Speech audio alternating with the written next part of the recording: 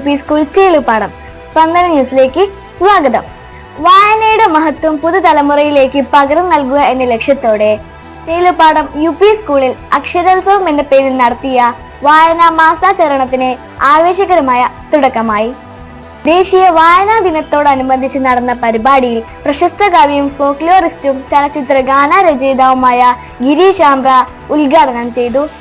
ചടങ്ങിൽ വെച്ച് പരിസ്ഥിതി പ്രവർത്തകനും ഗ്രന്ഥരചയിതാവുമായ ഡോക്ടർ അബു കുമ്മാളിയുടെ വഴിയും മിഴിയും എന്ന പുസ്തകം ഗിരീഷ് ആംബ്ര ഏറ്റുവാങ്ങി സ്കൂൾ ലൈബ്രറിക്ക് കൈമാറി.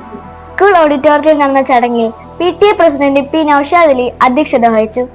ഹെഡ് മിസ്ട്രസ് റസീന സി സ്വാഗതവും സ്കൂൾ മാനേജ്മെന്റ് പ്രതിനിധി വേണു മാസ്റ്റർ, PTA അംഗം നവാസ് നീലാട്ട്, SMC ചെയർമാൻ ഗിരീഷ് നീലാട്ട് എന്നിവർ ആശംസയും അർപ്പിച്ചു.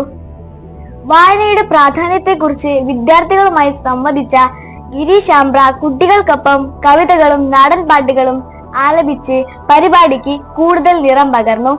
വായിക്കുക, വളരുക, മുന്നേറുക എന്ന സന്ദേശം ഉയർത്തി ഒരു മാസം നീണ്ടു നിൽക്കുന്ന വായനാ മാസാചരണത്തിൽ വായനാ ദിന ക്വിസ്, ക്ലാസ് ലൈബ്രറി, കഥ, കവിത, രചനാ മത്സരങ്ങൾ, പ്രസംഗ മത്സരം, അമ്മയും കുഞ്ഞും പത്ര ക്വിസ്, വായനാ വണ്ടി തുടങ്ങിയ വൈവിധ്യമാർന്ന പരിപാടികളാണ് സ്കൂൾ വിഭാവനം ചെയ്ത് നടപ്പാക്കുന്നത്.